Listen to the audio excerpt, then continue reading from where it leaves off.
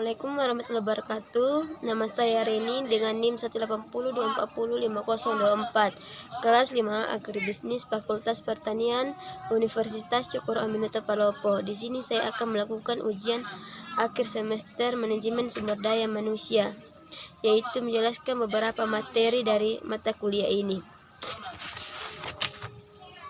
Materi pertama yaitu membahas tentang pelatihan, pengembangan, dan evaluasi. 1. Pelatihan merupakan proses pembelajaran yang melibatkan perolehan keahlian, konsep, peraturan, atau sikap-sikap untuk meningkatkan kinerja tenaga tua.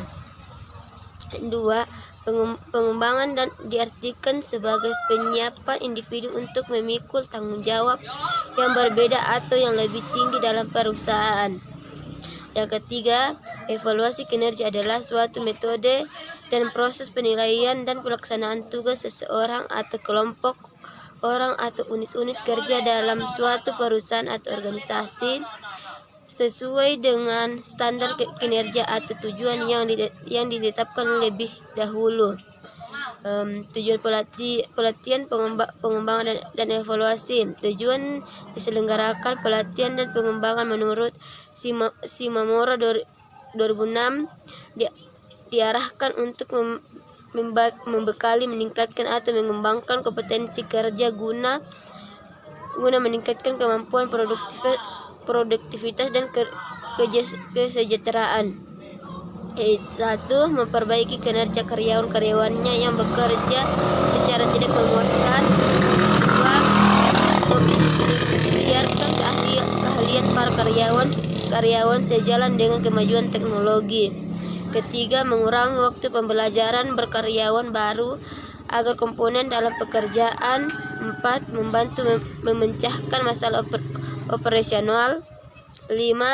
Mempersiapkan karyawan untuk promosi saat cara untuk menarik, menahan, dan memotivasikan karyawan adalah melalui program pengembangan karir yang sistematis.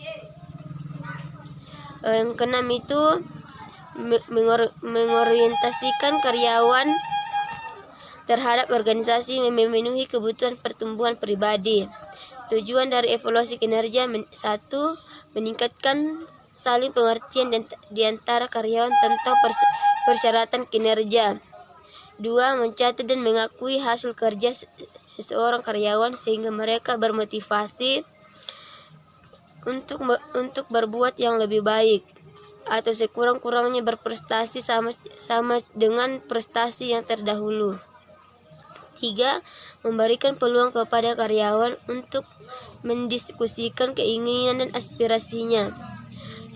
aspirasinya dan meningkatkan kepedulian terhadap karir atau terhadap pekerjaan yang diembannya sekarang. 4.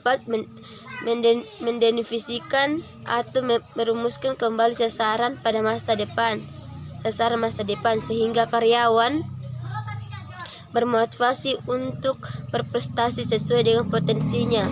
Yang kelima, memeriksa rencana pelaksanaan dan pengembangan yang sesuai dengan kebutuhan pelatihan, khususnya rencana diklat, dan kemudian menyetujui rencana itu jika tidak ada hal-hal yang ingin diubah. Materi selanjutnya itu membahas tentang model aplikasi dan manfaat pengembangan. Yang pertama, model aplikasi pemasaran.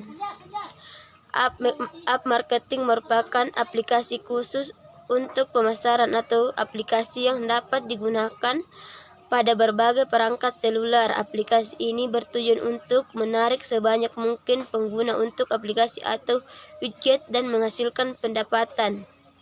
Kedua, tujuan dan manfaat aplikasi bagi manajemen pemasaran. Mampu menjangkau calon konsumen dengan biaya yang lebih murah. Mampu melacak dan mengukur data respon konsumen terhadap aktivitas marketing yang dilakukan perusahaan. Mampu menjangkau pasar global sebagai pangsa pasar baru. menyajikan promosi yang lebih baik. Selanjutnya, mempermudah pembelian dibandingkan dengan sistem offline. Manfaat pengembangan sumber daya manusia. Manfaat pengembangan sumber daya manusia untuk memastikan bahwa perusahaan lain memiliki orang-orang yang berkualitas untuk mencapai tujuannya, yaitu kinerja, berproduktivitas, dan berkembang.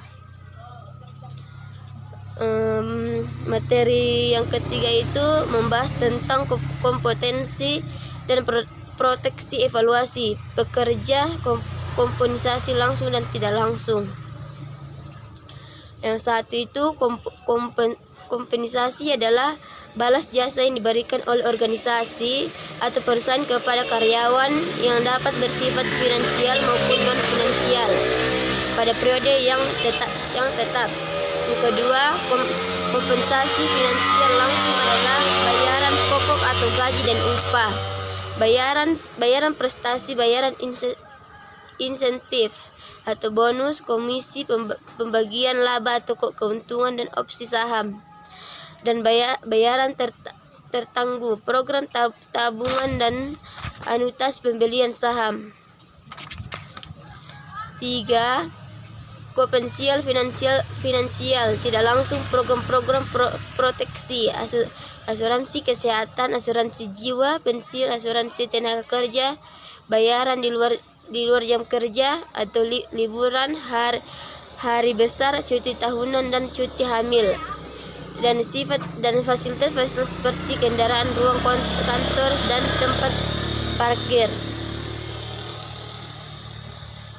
Materi keempat itu membahas tentang kelayakan dan keadilan dalam pengupahan. Keadilan adalah suatu fundamental dari sistem kompensasi atau New-One dan Milford 2004. Pernyataan seperti perlakuan yang adil untuk semua pegawai merefleksikan sebuah perhatian terhadap keadilan. Tujuan keadilan berusaha untuk menjamin keadilan kompensasi untuk semua individu dalam hubungan kinerja ketenagakerjaan. 2. Selain masalah keadilan, maka dalam kompensasi perlu juga memperhatikan kelayakan dalam arti upah yang diterima karyawan. Selain adil juga harus layak. Kelayakan ini bisa membandingkan upah jabatan yang sama pada perusahaan lain, atau bisa juga dengan menggunakan peraturan pemerintah tentang upah minimum. Materi keempat itu kelima membahas tentang hukum dan ketenagakerjaan. 1. Ketenagakerjaan merupakan istilah baru dalam bidang ilmu hukum pada umumnya dan bidang hukum perburuan pada khususnya, karena istilah itu timbul dari akibat dari tuntutan hukum perubahan itu sendiri, serta perkembangan hukum nasional yang didasarkan pada sumber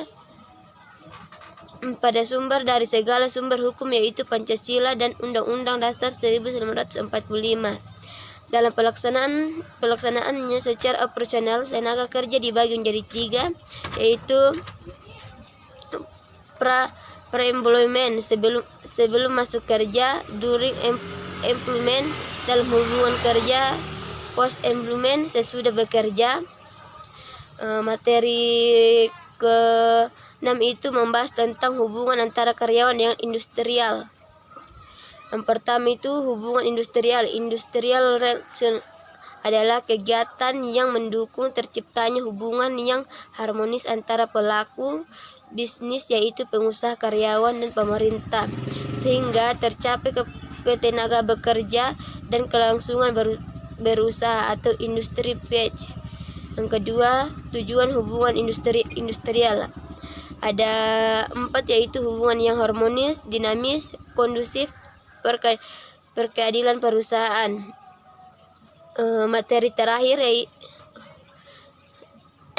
yang ketiga, cara menjalin hubungan baik antara karyawan dan pengusaha, yaitu outing, liburan, ajak makan siang, memberi penghargaan. Materi terakhir yaitu membahas tentang manajemen sumber daya manusia, pemberhentian dan pensiun. Pemberhentian pegawai adalah pemutusan hubungan kerja baik untuk sementara maupun untuk selamanya yang dilakukan oleh perusahaan atas permintaan pegawai atau karena kehendak pihak perusahaan. Bentuk-bentuk pemberhentian pegawai: pensiun, pemberhentian atas pemerintah sendiri atau pegawai, pemberhentian langsung oleh pihak pengusaha, pemberhentian sementara. Pensiun adalah pemberhentian dengan hormat oleh pihak perusahaan terhadap pegawai yang usianya telah lanjut dan dianggap sudah tak produktif lagi atau setelah usia 56 tahun, kecuali tenaga pengajar dan instruktur dapat berusia 65 tahun. Bentuk-bentuk pensiun yaitu karena batas usia pensiun, kemauan sendiri, takdir misalnya sakit, meninggal dunia, restrukturisasi atau dinas diberhentikan dengan tidak hormat karena adanya kasus. Sekian dari saya, kurang dan lebihnya mohon dimaafkan. Wassalamualaikum warahmatullahi wabarakatuh.